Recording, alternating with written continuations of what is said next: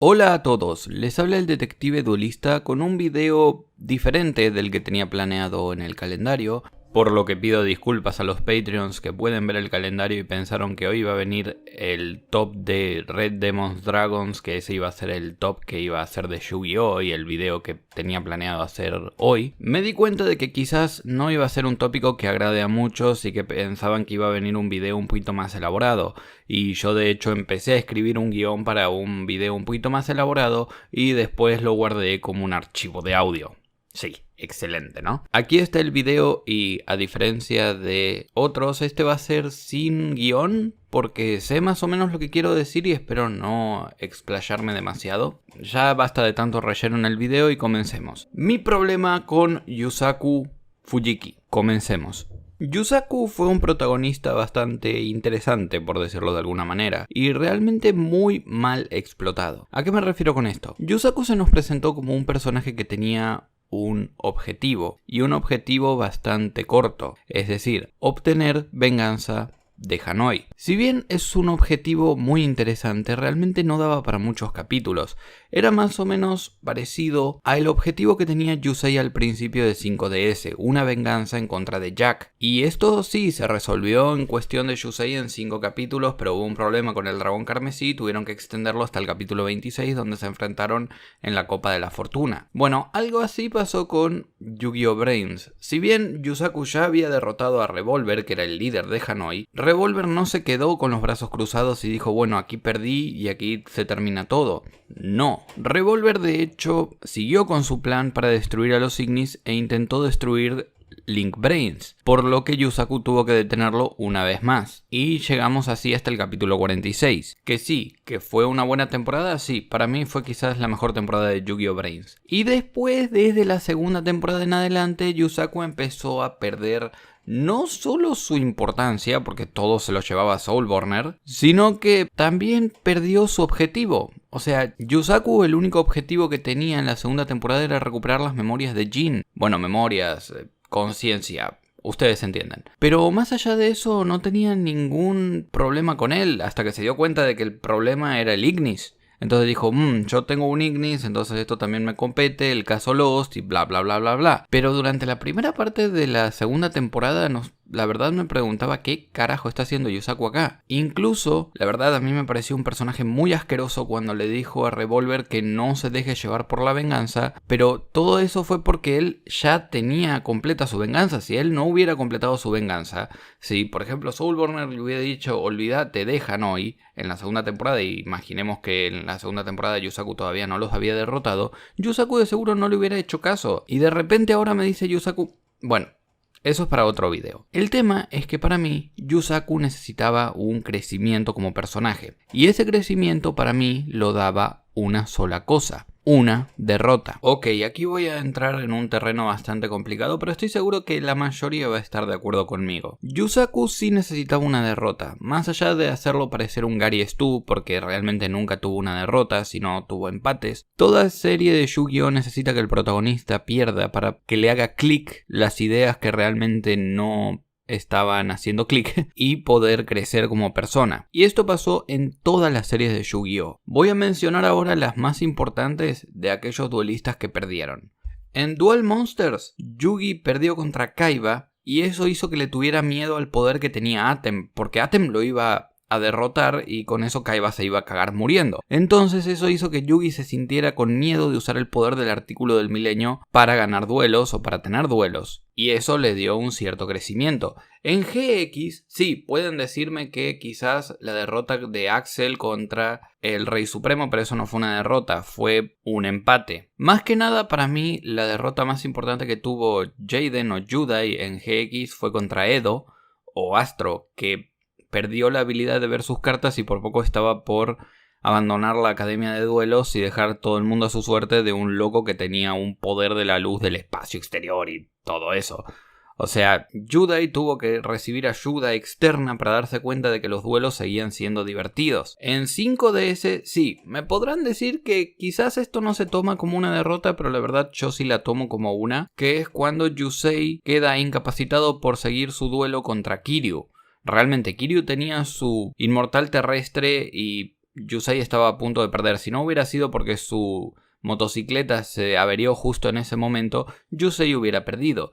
Y todo lo que pasa en el capítulo siguiente, en los capítulos siguientes, es que se siente con miedo de enfrentarse a Kiryu y tiene que venir Jack a decirle: mirá, está bien que la hayas cagado, está bien que Kiryu te dé miedo, pero tenés que enfrentarlo. Y lo sacó de su tristeza a base de golpes, pero lo sacó. En Sexal yo diría que la derrota que más perturbó un poco a Yuma fue la que tuvo con Kaito, que si bien es cierto que Kaito no lo derrotó en su primer enfrentamiento, en el capítulo 13 creo que fue, sí le dejó bastante que pensar y realmente lo iba a derrotar si no hubiera sido por un problema con Haruto. Eso le hizo dar cuenta a Yuma de que necesitaba entrenar y se fue a encontrar a un maestro que vivía en no sé qué montaña con los monstruos legendarios y demás. En Arc 5 yo creo que la derrota más importante que tuvo Yuya, estoy entre la primera y la segunda ahora que lo estoy pensando bien, porque si bien la segunda derrota que tuvo contra Reishi lo dejó pensando de que quizás tiene que ir a esta nueva dimensión a recuperar a Yuzu y que no son peones de Reishi, sí tengo que decir que la primera derrota que tuvo, que fue cuando Reishi se tuvo que ir porque hubo un problema con con Reira, o sea, es básicamente la misma trama de Sexal. Fue en ese momento, en el capítulo 14 creo, que Yuya se dio cuenta que los péndulos no eran algo que exclusivamente podía utilizar él, no era su poder. Y de hecho su profesor le dijo que sí, puede ser que tengan los péndulos y que puede ser que ya no sea un poder exclusivamente de él, pero él tiene que empezar a utilizarlo como si él fuera el pionero de esa invocación. O sea, dar la cara como la primera persona que puede sacarle su máximo poder. Y eso estuvo muy bueno. Si bien tuvo otras derrotas, como digo, también tuvo contra Jack y demás. La de Jack, la verdad, ni lo cuento porque lo necesitábamos para que Yuya tuviera un arco de crecimiento en esa temporada que fue un desastre. En fin, ¿qué tienen todas estas derrotas en común? Que los protas lograron evolucionar su forma de pensar y crecieron. Esto no pasó en Yu-Gi-Oh! Brains. Yusaku solo tuvo empates, y tener empates y después ganar no lo vuelve una derrota. Yusaku no cambió su forma de pensar en todo el tiempo que estuvo en la serie. Y la única vez que cambió su forma de pensar quedó muy mal, quedó pretencioso, diciendo que no debes guiarte por la venganza, siendo que yo hace 47 capítulos vengo haciendo eso, pero no, vos sos el villano, vos no tenés que hacer eso.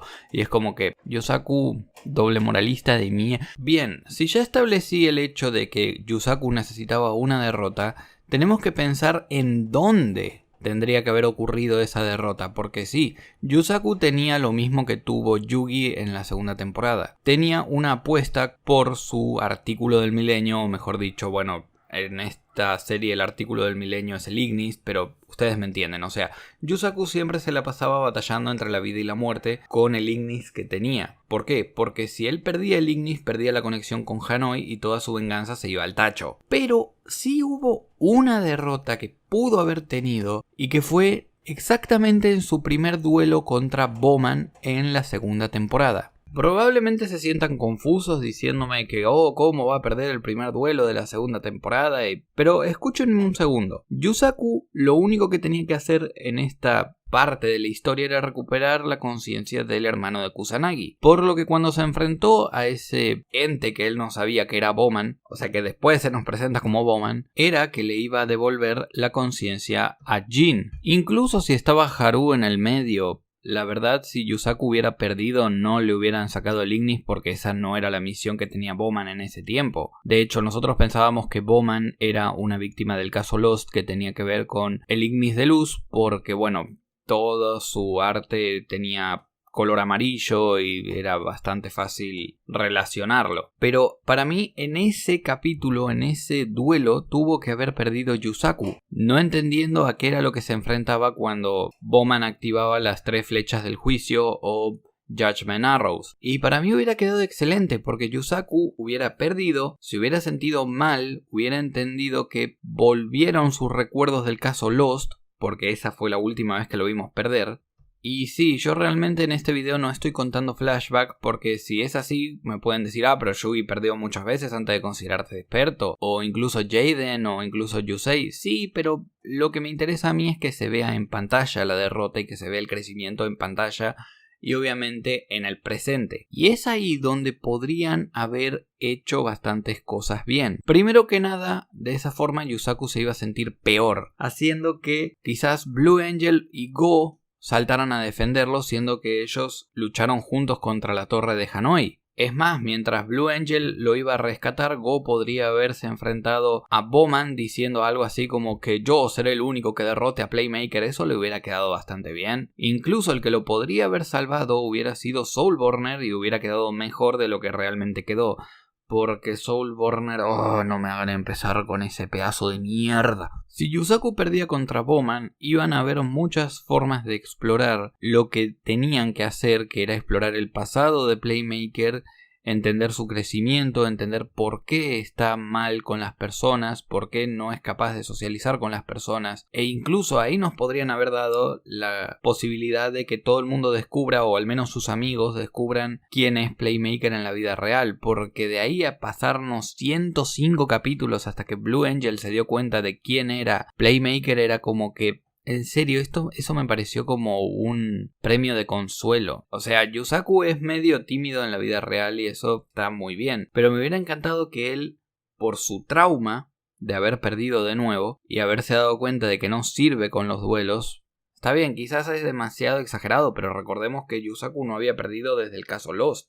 Para él una pérdida es demasiado jodido. No sabemos realmente cómo podría haber afrontado una derrota porque nunca lo vimos perder. Y es que es así, nunca lo vimos evolucionar.